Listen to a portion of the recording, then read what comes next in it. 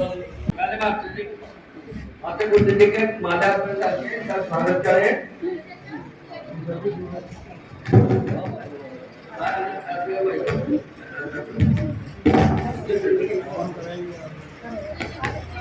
माला करके सभी श्री गुरचंद सिंह जी इनके आशीर्वाद से ही ये सारा कार्यक्रम होता है और इनके नवीन आयोजन के लिए सभी प्रार्थना करते हैं।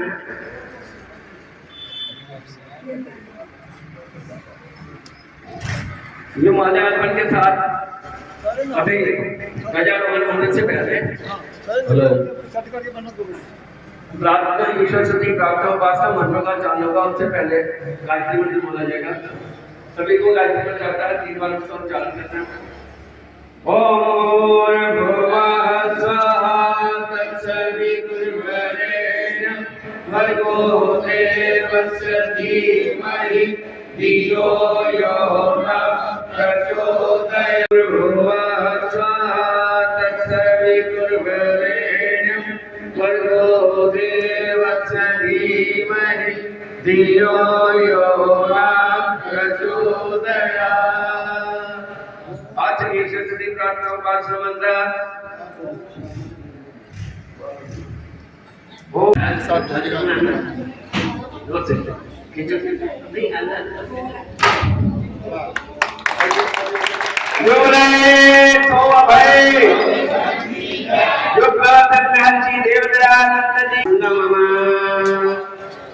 अब अगले मंत्रों में प्रार्थना कीजिए प्रभु से कि प्रभु मैं किसी भी धार्मिक श्रेष्ठ पुरुष का अपमान न करूं जिससे कि मैं खुद सर्वश्रेष्ठ हो जाऊं।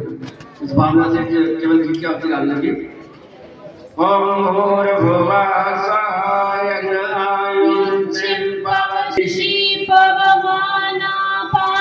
जन्या पुरोहिता तमीमहे महादयं स्वाहा।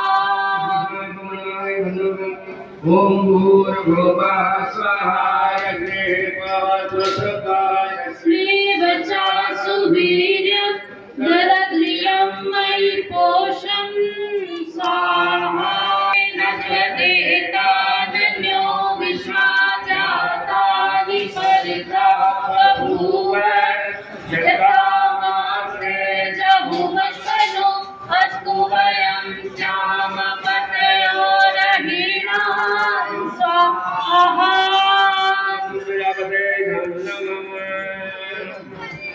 अपने मंत्रों में सारे रक्त जल जैसे लगता है जब सारी की सारी जैसे बोले की अग्नियां जल रही होती है बड़ा निर्मल दृश्य ये बन जाता है। और श्रद्धा से यह जाप कर रहे हैं, ईश्वर से कामना करते हैं। अगले मंत्रों में ये परम शक्ति साथ में सामग्री की आहुति डालना है और मुख्य यजमान जो है यजमान जो है वो जी की आहुति डालेंगे और सामग्री की आहुति डाल करके प्रभु से कामना करिए कि प्रभु आप हमारे पास होकर के हमारी रक्षा करें। हम बाबा ओम सातनो यज्ञो भगवती देविष्टो अस्याहुशिष्टो व्योष्टो अभयक्षणो वरुणं रणहणो विहिर्मणिकं सोमो नएभि स्वाहा।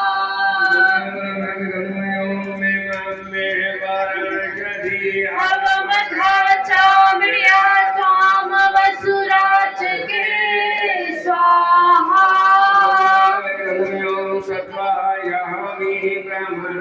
वन्दमान सदा शास्त्रे यजमानो हविर्भिर्यहेर्यमानो वरुणेन वैसे वैसे सजगता बढ़ानी पड़ी। अच्छा जब कारें आई पहले सामान्य ब्रेक होते थे, लेदर के ब्रेक होते थे, अब सारी गाड़ियों में पावर स्टीयरिंग और पावर ब्रेक हो गई क्योंकि स्पीड बढ़ा दी गई तो उसको कंट्रोल करने के लिए भी व्यवस्था बनानी पड़ी। उसकी ड्राइवरी उससे भी ज्यादा सजगता की है। लेकिन अगर हम हवाई जहाज को उड़ाने लगे तो उसके लिए हमें और भी ज्यादा सजगता बरतनी पड़ेगी क्योंकि जिसकी जितनी स्पीड है जितना वो श्रेष्ठ कर्म है उतनी सजगता बरतनी पड़ेगी। आप विचार करके देखो, संसार का सबसे श्रेष्ठतम कर्म यज्ञ है, क्या हम उसमें उतनी सजगता बरत पाते हैं? क्या हम उसमें सावधानी रख पाते हैं?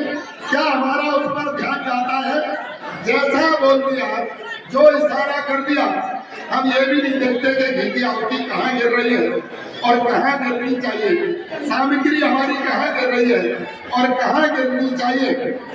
हम कोई परवाह न किए बगैर और बस जेसीबी की तरह, जैसे जेसीबी पैकेट में मिट्टी भरती है और आगे छोड़ देती है, उसमें भी जो ड्राइवर होता है वो सही से कंट्रोल करता है कि कहाँ से उठानी और कहाँ छोड़नी है। लेकिन हम मशीन से भी गया होता जीवन यज्ञ के सामने जीने लग जाते हैं। इसीलिए आपने देखा किनारों पर बहुत सारा घी टंगा होता है, बहुत सारी सामग्री गिरी होती है, क्योंकि हमारा ध्यान नहीं जाता। अगर जीवन को श्रेष्ठ बनाना है तो इस यज्ञ रूपी कर्म को सजगता के साथ करना पड़ेगा। और जब हम सजगता से करेंगे तो निश्चित तौर से हमारी सारी उलझनें इससे दूर हो जाएंगी। आपसी बात ना करें, सारी उलझनें कैसे दूर होंगी?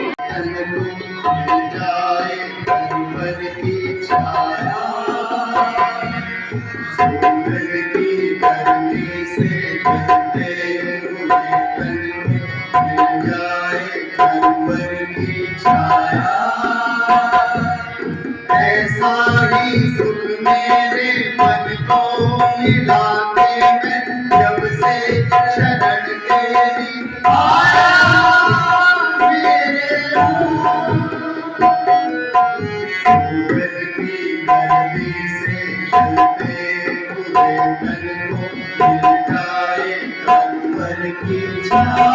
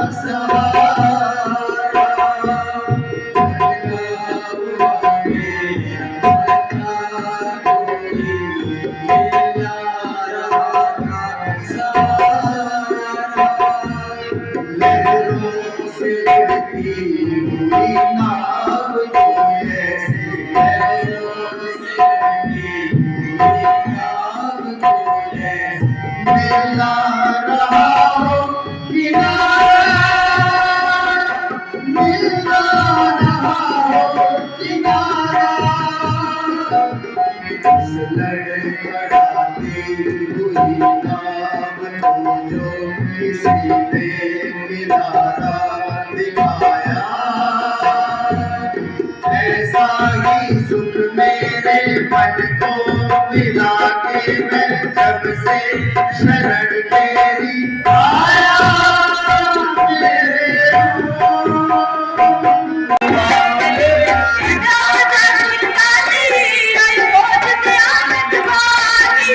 मेरे बजाने काली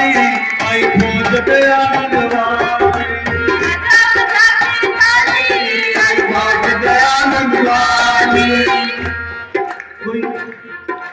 खोज पे होली होली बजाने ताली आई खोज दयानंद वाले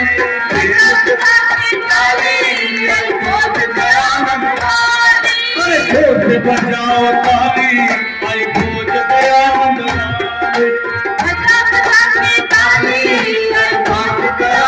वाले धर्म युद्ध में जब तक जाना पीछे कदम हटाना हंसते हंसते प्राण गवाना हंसते हंसते प्राण गवाना चले चाल मतवाली आई खोज दयानंद वाली चले चाल मतवाली आई खोज दयानंद वाली। भाई बहन सज्जन या उपस्थित है, मैं उन सबको नमन करता हूं। आज सारे विश्व के अंदर आर्य समाज स्थापना दिवस 150 वर्ष पूरे होने पर सारे विश्व में कोने कोने में समागम हो रहे हैं। एक दृष्टिकोण जो ऋषियों ने रखा कि हम सबको केवल गुणों को देखना चाहिए, कमजोरियां भी देखी जाएंगी अपनी, लेकिन अतिशय व्यापक लोगों के अंदर जो गुण है उनको देखकर प्रेरणा लेनी चाहिए और मिलकर आगे बढ़ना चाहिए। आज आर्य बनना आसान नहीं है, आर्य बनना आसान नहीं है, लेकिन बनने का प्रयास जारी रहना चाहिए। आर्य बनने का प्रयास जारी रखना चाहिए। और आर्य शब्द की बहुत सी व्याख्याएं लोगों ने की है। एक व्याख्या मैं भी आपके सामने रखूंगा, मैंने भी ऋषियों से प्रेरणा ली। आर्य कौन है? आर्य से ईश्वर पुत्र, जो एक ईश्वर को अपना पिता मानता है और सारे ब्रह्मांड के अंदर जितने भी लोग हैं वो ईश्वर के पुत्र हैं। और हमारा चिंतन होना चाहिए कि पूरा ब्रह्मांड ही आर्य है, पूरा ब्रह्मांड ही आर्य है। सत्यार्थ प्रकाश के अंदर ऋषि दयानंद जी बहुत स्पष्ट लिखा है कि मर्यादा पुरुषोत्तम राम के काल के अंदर उन्होंने तो पहले भी लिस्ट दी, उससे पहले ही, लेकिन उस वक्त जब मर्यादा पुरुषोत्तम राम का राज था, सारे ब्रह्मांड के अंदर आर्यों का चक्रवर्ती राज्य था। सारे ब्रह्मांड के अंदर आर्यों का चक्रवर्ती राज्य था। और उस वक्त महाराजा जनक जब बड़े बड़े यज्ञ करते थे तो उदाहरण ऋषि वो अमेरिका में रहते थे। अमेरिका से वो यहाँ जलपुरी तक आए यज्ञ के लिए। और यूरोप क्या, अमेरिका क्या, कनाडा क्या, इंग्लैंड क्या, सारी दुनिया के अंदर केवल और केवल आर्यों का राज्य था। लेकिन हमारी भूलों के कारण आज हमारे दुनिया के अंदर अनेक मत पैदा हो गए हैं। ऋषि दयानंद जी का आभार है कि फिर ऋषि दयानंद ने आकर आर्यों के अंदर चेतना पैदा की और दुनिया के अंदर उन्होंने वर्णन किया धरती का, सारे ब्रह्मांड का सबसे सुंदर देश है वो भारत है, जहां वेद के ज्ञान की सबसे पहले रश्मियां परमात्मा ने बिखेरी।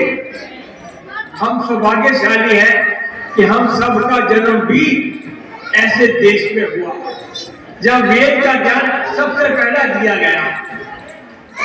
लेकिन हमारी कुछ नादानियों के कारण मर्यादा पुरुषोत्तम राम, आप चिंतन कीजिए, महाराजा दशरथ ने अपने बेटे का नाम राम क्यों रखा? वो इसलिए कि वो लोगों को संदेश देना चाहते थे कि परमात्मा एक ईश्वर रोम रोम में बसा हुआ है, जो रोम रोम में बसा वो राम है और वो महान है।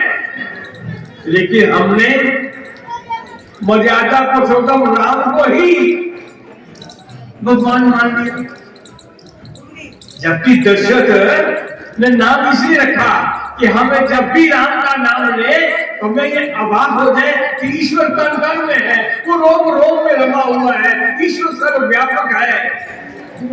लेकिन हमने केवल दशरथ के बेटे राम को ही लेकर पकड़ गए और वो सब देश भूल गए, यहां तक कि हमने उससे प्रेरणा लेने की बजाय राम के प्रतीक बना लिए और वही सब सिमट गए। यहां से हमारा गिरावट काल शुरू होता है। 2500 साल से पहले दुनिया में कोई ऐसा विकार नहीं था, किसी की कोई मूर्ति नहीं थी, सब एक ईश्वर के उपासक थे। लेकिन गिरावट आते आते आते हम इतना गिर गए, आज जो हमारे बच्चे विदेशों में गए हैं वो निरुत्तर है हमारे आचरण के कारण। क्यों निरुत्तर है? विदेशों में जो जागरूक बच्चे पढ़ते हैं वो पूछते बढ़ाओ भारत के लोग क्या ईश्वर को मानते हैं? कहते हाँ मानते हैं। कहते कैसे मानते हैं?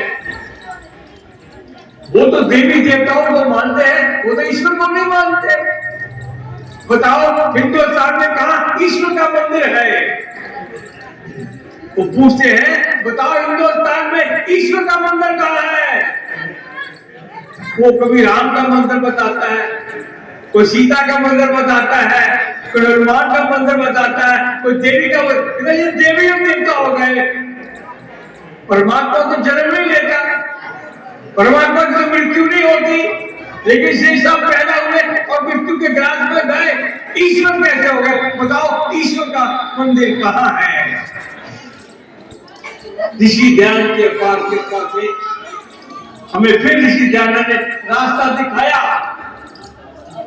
और आर्य समाज जब साबित किया तो दूसरे नींव में बहुत स्पष्ट कर दिया।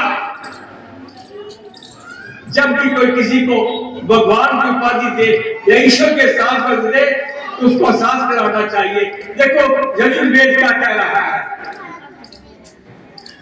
कि जो सब जगह जेस्तु सर्वाणि भूतानि आत्मनि एव पश्यति तदोगा प्रजुगुप्सा। वेद मंत्र कह रहा पुकार पुकार के जो सब जगह सब में ईश्वर को देखता है वो किसी से घृणा और नफरत नहीं करता। और उससे भी बढ़कर गीता के अंदर बड़ा कमाल कहा गया, जो भी आज किसी ने कहा है देखो तुम उसकी उपासना करो जिसकी मैं उपासना करता हूं। ये छठे गीता के छठे अध्याय का अंतिम श्लोक का अर्थ देख लेना। योगी आज किसी कहते हैं हे मेरे भक्तों तुम उसकी उपासना करो जिसकी मैं उपासना करता हूं। तुम उसकी उपासना न करके मेरी कुछ शांति का गीत गाओ तो मेरा भक्त कैसा? पुकार पुकार के गीता के माध्यम से योगी आज किशन कह रहे हैं। लेकिन हमने फिर भी एक ईश्वर की उपासना करनी आरंभ नहीं की। ऋषि दयानंद ने बड़ा उपकार किया हमारे ऊपर, सारी दुनिया के लोगों के अंदर जागृति पैदा की और यज्ञ की अग्नि पैदा की। ऋषि दयानंद ने दोबारा यज्ञों की व्यवस्था स्थापित की। जहां जहां ये यज्ञ की अग्नि गई वहां चमत्कार हुआ। आज से ठीक 50 साल पहले वो अग्नि बरनाला में भी पहुंची। स्वामी इंद्रवेद जी ने उस यज्ञ अग्नि को स्थापित करवाकर एक उदाहरण पेश कर दिया। आज ये बरनाला की समाज कम से कम सारे पंजाब के लिए आदर्श प्रस्तुत करती है। पिछले दिनों इसी वर्ष जो आज समापन कर रहे हैं हम तुम्हारों का 8 दिन का दृश्य ही देख लीजिए। प्रातः काल उठकर सैकड़ों लोग प्रभात फेरी के माध्यम से संदेश दे रहे हैं, मानवता का संदेश। और जगाते जगाते किस प्रकार आर्य समाज से निकलते हुए टोली सारे गांव को पूरा निमंत्रण देते हुए आज का प्रोग्राम अद्भुत है कि सारा गांव भी आमंत्रित है। कोई ऐसी जगह नहीं मैंने देखी जहां पूरे गांव को समूहित आमंत्रित दिया जाए। और इसके अंदर कौन सी भावना काम कर रही है? वो यज्ञ अग्नि जो ऋषि दयानंद ने 1875 में स्थापित की पूरे विश्व के लिए। और आज से 51 साल पहले स्वामी इंद्रवेद जी के माध्यम से हमारे भाई वेद प्रकाश जी, तरसेम लाल जी, इनकी सारी टीम ने मिलकर वो यज्ञ अग्नि जब शुरू की तो देखिए कैसे कैसे चमत्कार हुए। मैं जब बरनाला की ओर बढ़ता हूं तो मेरा ध्यान सीधा जाता है इसकी तरफ बैर राजरानी की तरह। आज कोई मुझे मिल रही बहन नजर आएगी जब ये समारोह शुरू होते हैं, और हर महीने में भी चंदा लेने के लिए घर घर एक एक दरवाजे का दरवाजा खटखटाना और झोली फैलाना, ये आसान काम नहीं है। ये वही कर सकता है जिसके हृदय के अंदर यज्ञ की अग्नि स्थापित हो चुकी थी। मैं तरसेम लाल आर्य, मंत्री आर्य समाज ग्राम बरनाला, जिला गुरदासपुर, पंजाब, आपकी सेवा में निवेदन करना चाहता हूँ कि 19वीं शताब्दी में महर्षि स्वामी दयानंद सरस्वती जी ने आर्य समाज की स्थापना की थी। उनका मुख्य मूल उद्देश्य ये था कि देश में जो पाखंडवाद, छुआछूत और भ्रष्टाचार फैला हुआ था, और कई कुरीतियाँ थी, परंपराएँ ऐसी थी, रूढ़िवादी थी, उनको दूर करने के लिए उन्होंने आंदोलन चलाया। और उसके पश्चात देश की स्वतंत्रता के लिए उन्होंने अमूल्य योगदान दिया। उनकी प्रेरणा से और आर्य समाज की प्रेरणा से हजारों लोगों ने देश की क्रांति में हिस्सा लिया और देश की आज़ादी के लिए अपना बलिदान दिए। हमारे इस आर्य समाज को स्थापित हुए 55 वर्ष हो चुके हैं, और आर्य समाज की स्थापना जो महर्षि दयानंद सरस्वती जी ने की थी बॉम्बे में सबसे पहले, उसके 150 वर्ष पूरे होने जा रहे हैं। हम इस उपलक्ष्य में आर्य समाज बरनाला की ओर से बहुत बड़ा कार्यक्रम आज कर रहे हैं। हमारे इस कार्यक्रम में नूरपुर से पूज्य स्वामी देव प्रकाश जी विशेष रूप से पधारे आशीर्वाद देने के लिए। उनके साथ श्री ओम प्रकाश आर्य जी, महामंत्री आर्य प्रति सभा पंजाब, वो भी पधारे हैं। मेरी आप सबसे निवेदन है कि आप जल्दी से जल्दी इस भवन में, इस आर्य समाज मंदिर में पहुँचें और ये कार्य को सफल बनाने के लिए अपना योगदान दें। धन्यवाद।